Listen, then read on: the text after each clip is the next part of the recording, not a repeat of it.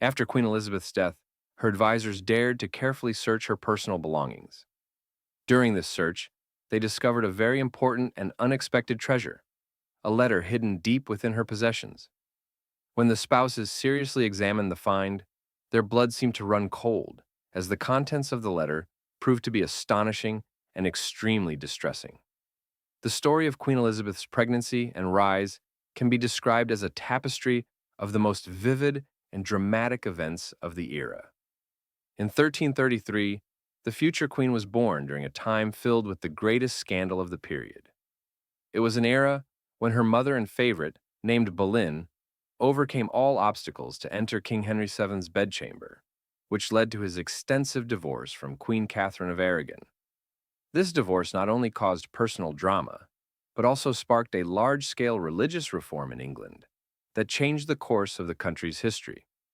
However, this was only the beginning of a series of tumultuous events that shook the English dynasty.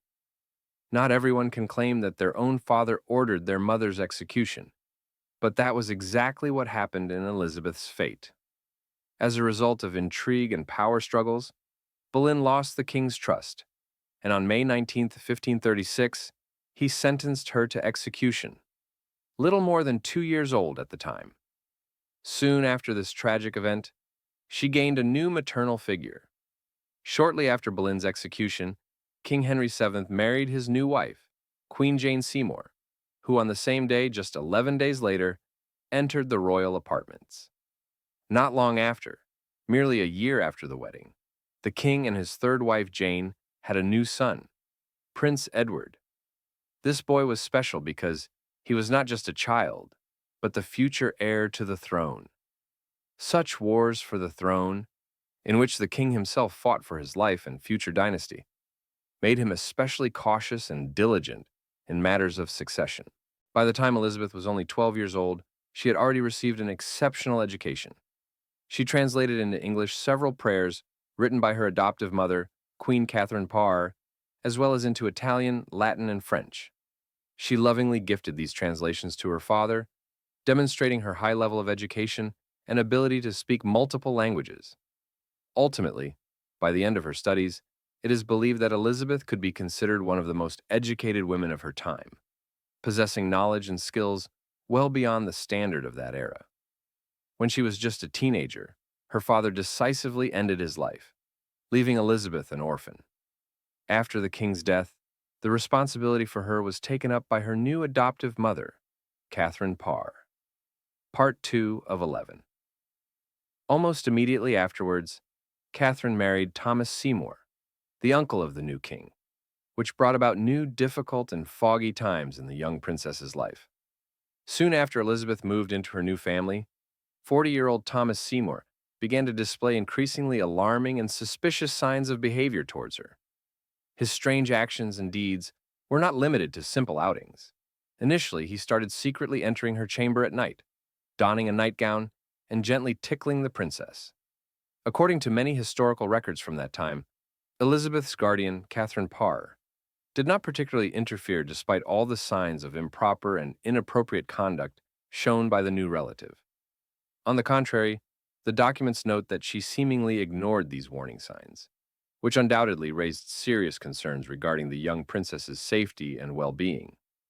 Although she participated in this at least twice, she could not overlook the situations her sister encountered. She assisted her husband in entertaining Elizabeth by playing with her and eliciting genuine smiles from the girl. But one incident became especially troubling and dangerous when she had to hold the princess back to prevent her from leaving, while Seymour was tearing her clothing apart, as if violating acceptable boundaries. This scene was a real shock for her, as she uncovered a terrible truth. Seymour and teenage Elizabeth were embraced in a way that indicated their interactions were rapidly turning romantic, despite the age difference and the circumstances. Whether driven by jealousy or concern for the girl, ultimately, after a quarrel, Seymour was forced to release the princess.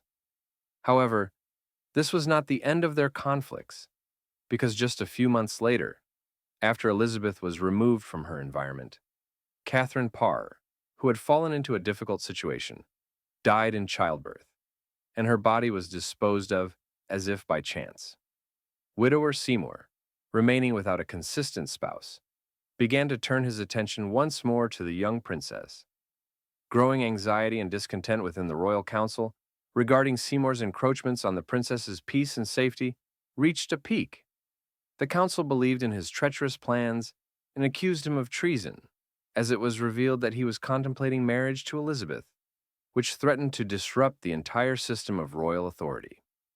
Ultimately, on March 20th, 1549, this tormentor of the princess was executed. Elizabeth, at that time, was barely reaching adolescence, and only on July 20th, 1553, her brother Edward, the only son of Henry VII, died, leaving the kingdom in chaos. This fatal blow was especially hard, as the king's son not only represented the loss of an heir, but also caused unrest among all those living under the throne's shadow. Part 3 of 11. Suddenly, a unique situation arose in the kingdom. As in the absence of a direct heir, the state faced a difficult choice. Shocking news. Edward, by the will of his deceased brother Henry, unexpectedly appointed his cousin Jane Grey as his successor, rejecting the possibility of naming his sister Elizabeth or Mary as heirs. This decision led to a series of dramatic events, as now both sisters, Mary and Elizabeth, found themselves fighting for the right to inherit the throne and establish their claims. Both sisters quickly realized they had a real chance of winning the throne, as their strength and popularity were too great to ignore. Ultimately, Jane Grey was defeated and earned the nickname Queen of 9 Days. Her reign lasted only that short. In August 1553, Queen Mary entered London in a grand procession to formally claim the throne. This moment could have become a symbol of sibling love, demonstrated during the solemn ceremony, but in reality everything was much more complicated. Elizabeth and Mary were often seen as two strong personalities, starkly different from each other, and frequently divided not only by age, but also by views and upbringing, as their mothers, Catherine of Aragon and Henrietta of Bourbon, raised them differently. Mary, born to Catherine of Aragon, was nurtured within strict Catholic traditions and educated in the spirit of religious conservatism, expecting her to adhere strictly to church canons. In contrast, Elizabeth, born during the English Reformation and practically at its peak, grew up amid Protestantism and viewed religion somewhat differently. From a young age, both sisters displayed characteristic traits that made them not only individuals, but also potential rivals. Despite this, they could never become true friends, as their views and upbringing created deep contradictions within them. Mary firmly refused to acknowledge Elizabeth's legitimacy and did not even recognize her as a princess, which was yet another manifestation of their rivalry. Mary evidently had many reasons to cling to her ambitions and fight for the throne, rooted inside her, deeply connected to her unwavering faith and a strict understanding of the role a true queen should fulfill. In this context, their confrontation became not only a political opposition but also a deeply personal one, driven by differences in character and worldview between these two strong women. When it comes to Queen Elizabeth I's life, it's hard not to notice how vivid and contradictory her fate and personal decisions were. To start with, her mother, Mary Tudor, earned the proud nickname Bloody Mary for her brutal repression and ghastly executions of Protestants by burning them alive, methods that inspired fear and dread. Her reign was marked by bloody purges, quickly making her unpopular among the people and the nobility. This is where the nickname Bloody Mary originated, which became firmly established in the memory of future generations. When the uprising broke out in 1554, she immediately suspected her younger sister Elizabeth of being behind it. The authorities could not afford to take risks, and all suspicions led to Mary imprisoning Elizabeth in the Tower of London. The future queen spent 3 terrifying months there, during which her life hung by a thread. During this time, the queen's advisors whispered to her that as long as Elizabeth drew breath, her throne would not be securely protected. They convinced Mary that the only sensible solution was to execute her sister to eliminate a potential threat. However, eventually, Elizabeth's supporters at the court's high levels persuaded Mary to show mercy and keep her sister alive. As a result, Elizabeth was sent into exile in the distant provinces and then placed under house arrest.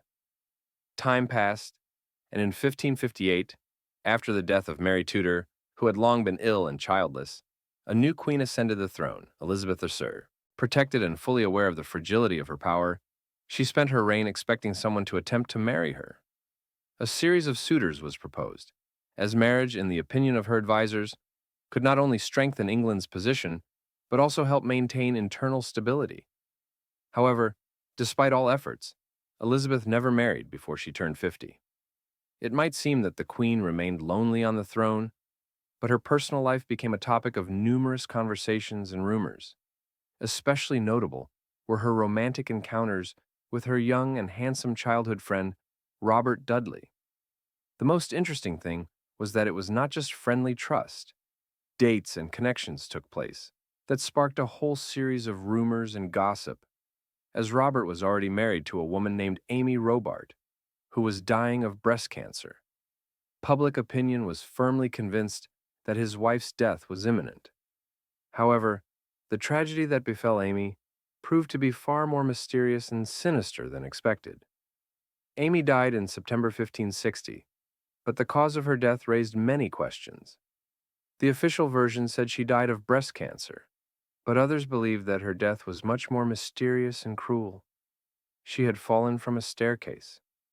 The coroner's doctor who conducted the autopsy perhaps concluded that it was an accident, but rumors circulated in the palace that Amy's death might not have been an accident at all, but something far darker and more sinister, a story that remained a secret to many and continues to spark debate among historians and enthusiasts of English royal history. When discussing Elizabeth II, one cannot help but start with how her personal life and political decisions intertwined into a complex web of fateful events. Her determination to marry seemed quite obvious. The Queen's heart was ready to unite with her chosen partner. However, despite her obvious interest, the path to the crown remained closed to her.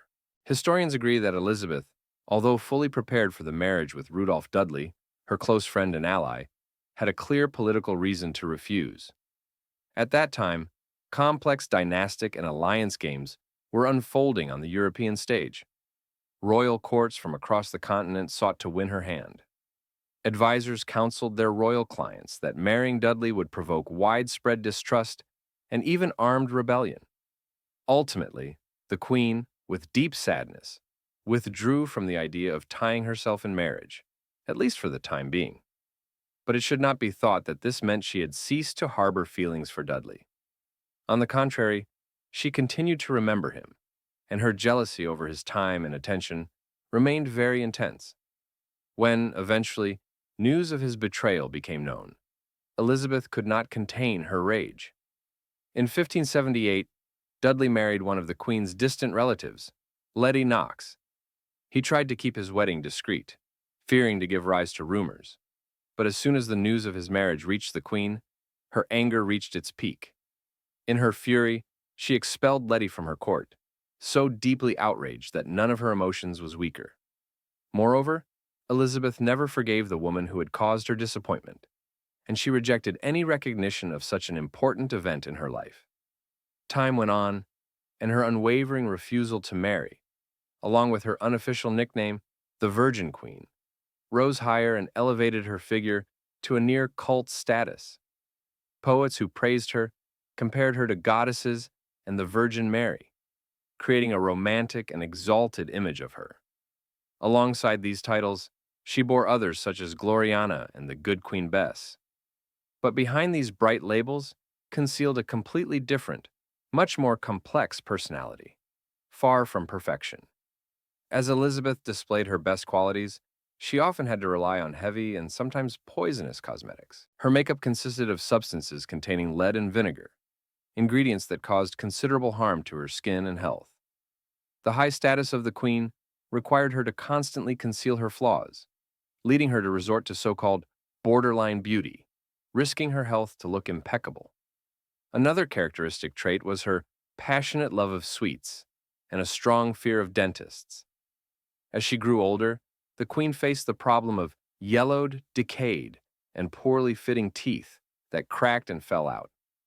This deterioration of dental hygiene became so noticeable that foreign diplomats often found it difficult to understand her speech. Her voice and pronunciation suffered due to the wear of her mouth. However, it was this frankly careless dental care that became an unexpected fashion trend. Since sugar was an expensive and rare delicacy, many women of that era preferred to blacken their teeth, mimicking the queen, thereby creating a distinctive style that symbolized their social status and belonging to the upper class. Some historians believe that this remarkable woman, who became a symbol of power and wealth for her subjects, could have been not only an outstanding ruler, but also possessed rich linguistic abilities. It is said that Elizabeth I had an incredible talent for learning foreign languages and was able to speak fluently in a total of 11, including Latin, Greek, and even Aramaic.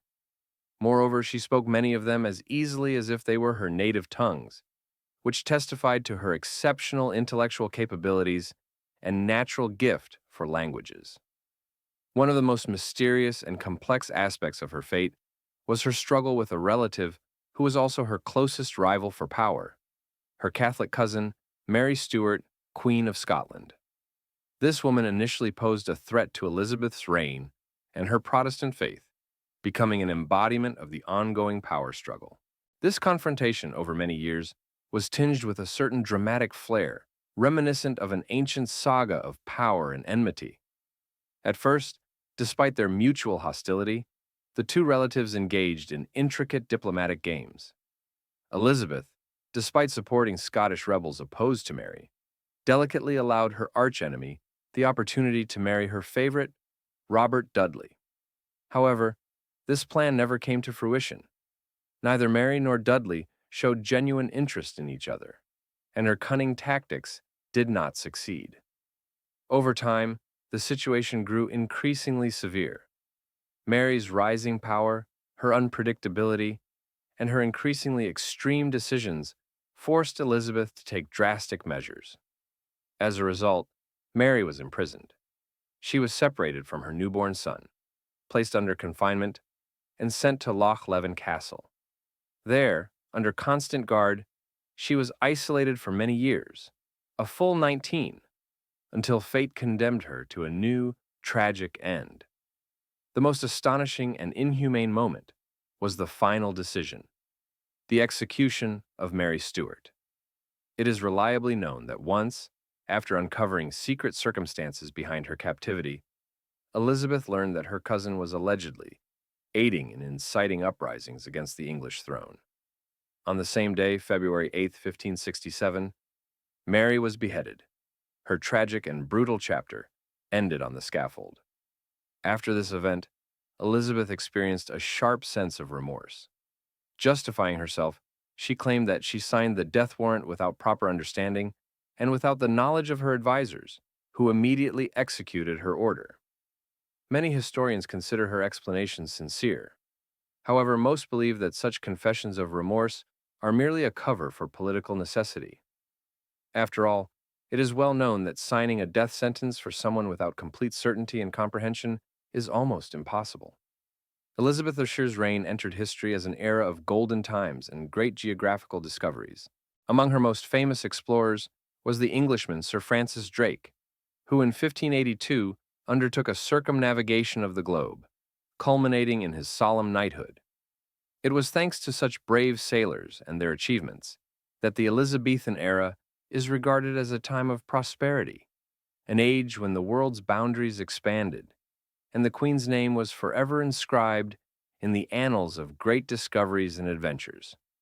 Armed with fierce determination to defend her lands, England faced the Spanish Armada, one of the most formidable naval fleets in the country, which had been previously dismissed with some disdain as a little shipbuilding coast. This confrontation became one of the most significant moments in history, for it was after this epic showdown that England's naval power, which was almost mythologized worldwide, first firmly established itself as a real factor in global affairs.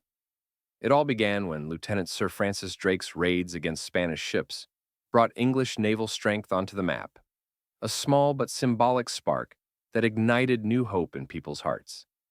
The Spanish king, Philip II, desperately resolved to cast aside ongoing worries and to punish England for its audacity, sailing over 100 ships in 1588 to destroy Elizabeth and her authority. At a time when the Byzantine might of Spain was supposed to crush resistance, the British fleet unexpectedly defeated the Spanish Armada. Spanish ships were completely unprepared for the swift assaults from English decks, and Spain's command was forced to retreat hastily, leaving the fleet in ruins and chaos. This defeat dealt a severe blow to Spain's imperial ambitions and was simultaneously a major victory for England. Seizing the crisis caused by the clash with Spain, Elizabeth decided to present herself as a warrior and protector of her realm. During her inspection of the troops, she appeared in a white dress, emphasizing her femininity. Beneath her clothing shone a silver breastplate, a symbol of her fighting spirit. Her famous speech, passed down through the centuries, became one of the most vivid examples of her leadership. "I know I have a fragile and weak body," she said, "but in my heart, I am a king, and in my soul, I am the Queen of England." This speech impressed her contemporaries and has been remembered as a demonstration of courage and determination. People perceive the victory over the Spanish Armada more as a symbol of her personal triumphant will than an absolute strategic success. In reality, it was more of a propaganda achievement, supported by Spanish mistakes rather than an undeniable British strength. The following year, England sent a fleet of 150 ships to Spain, where it suffered defeat. Up to 15,000 people died, and the country lost some of its naval positions, while still maintaining dominance at sea. Many historians believe that it was precisely due to her cautious policy that Queen Elizabeth preferred to remain unattached. Thus, she could retain power without giving it to any of the pretenders, playing with their feelings and interests. However, she also had serious romances, for example with Francis, the Duke of Anjou, who gave her a fashionable earring depicting a frog, a sign of his recognition and love. Elizabeth ruled during an era commonly considered a golden age, a time of cultural flourishing and political stability. Her reign was marked not only by military glory, but also by a literary renaissance. Masterpieces left by figures such as William Shakespeare and Christopher Marlowe, a period when words and arts reached unprecedented levels of development. However, it is important to remember that, even in an age of triumph and firm authority, the Queen herself carefully chose her allies and kept control over power, which often led to diplomatic intrigues and complex personal relationships. A benefactor of the arts and one of the greatest English poets of her time, Edward Spenser, paid homage to Elizabeth the Fair in his epic work, The Faerie Queen. In this poem, the Queen appears in the image of Belph, a strong, pure maiden hunter fighting against those who try to harm her.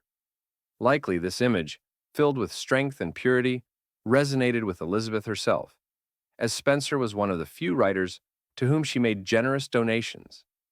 Elizabeth lived in poverty after her mother's execution.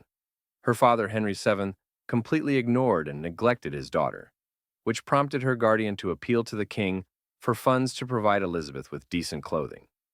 Later, as queen, Elizabeth assembled over 2,000 dresses. Yet even that was not enough for her. It was said that once, out of envy, she stole a dress from one of her ladies-in-waiting upon noticing how well it suited her. It is not surprising that the monarch adored fashion and style. Her wardrobe became a source of new fashion trends. Elizabeth constantly refined and updated her outfits, paying particular attention to the choice of images that were meant to convey certain ideas. Most often, she aimed to emphasize her purity and divinity, using clothing as a means of symbolic expression of her qualities and status.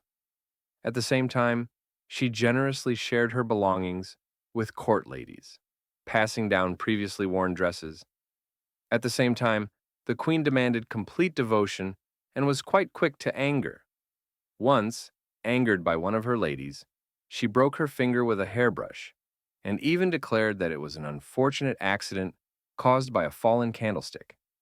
Sometimes Elizabeth entrusted her ladies to serve her as true guards, almost as prison wardens. One of her closest and most influential attendants was Bess Hardwicke, who was considered perhaps the most powerful lady at court. In 1569, the Queen herself asked Hardwicke and her husband to oversee the custody of Mary Stuart, the Scottish Queen, a service that lasted 15 endless years while Elizabeth remained on the throne. Over time, as she grew older, Elizabeth never showed signs of her beauty fading. She continued to praise herself as if she had remained young all these years, the same as on her coronation day, when she was only 25. Unfortunately, it seems that over time, the years took their toll. And, note, the original text ends abruptly here, and I have left the thought incomplete, preserving the tone and stylistic integrity. Elizabeth began to believe them and show preferences only to those who could utter at least a few flattering words in her favor. This approach had very serious consequences. One of her favorites in her later years, Robert Devereux, Earl of Essex, exploited his attractiveness too well and quickly rose at court, gaining immense power with minimal responsibility. In 1601, he once again left an important military position without permission, and the Queen finally decided to put him in his place. She placed him under house arrest and deprived him of the luxuries he was accustomed to. In 1601, Essex plotted to kidnap the Queen herself and seize power. However, he underestimated the flaws that prevented him from gathering broad support. Most courtiers and nobles did not like him, and he had almost no supporters. Elizabeth learned of the weak conspiracy, and finally acknowledging her misjudgments, she ordered Essex's execution. This event left an indelible mark on the Queen's soul. She could never recover from the death of her former favorite, and, in essence, suffered from it all her life. In 1602, just over a year after his execution, courtiers devised a theory that her happiness was sitting in darkness and occasionally grieving over Essex with tears. A few years before her death, Elizabeth declared that, being lonely, she was actually married to her kingdom. In her speech, she addressed her subjects with the words, "All my husbands are my good people." The last years of her life passed amidst heartbreak and suffering. In the autumn months of the year 1602, just a few months before her death, many of her close and beloved ones disappeared, and this severely affected her psycho-emotional state. Witnesses of that time report that she spent her last days lying motionless on pillows, immersed in deep philosophical and emotional sorrow, seemingly overwhelmed by incurable melancholy. In the very final period of her life, Elizabeth finally chose her heir, albeit unofficially. It was James VI, the son of her late cousin Mary Stuart, Queen of Scotland. Her advisors secretly prepared this prince for the throne by sending him a series of laudatory letters to persuade Elizabeth to make him her successor. Although she did not officially announce her intentions, it is believed that the Queen herself indicated her plans to her advisors as early as March 24, 1603. In the early morning hours of April 21, 1603, Queen Elizabeth II passed away at Queen's Palace. At the time of her death, she was 69 years old. Her reign has forever entered history as one of the most brilliant and complex eras of the English crown. The most famous figure in the history of Great Britain, Queen Elizabeth, left behind extraordinary legacies that continue to surprise even hundreds of years later. As she approached death, she decided to forego the traditional embalming ritual customary for monarchs, which had been long established and considered one of the essential ceremonies. Instead, Elizabeth insisted that her body be preserved in a most natural state and remain untouched by any intervention.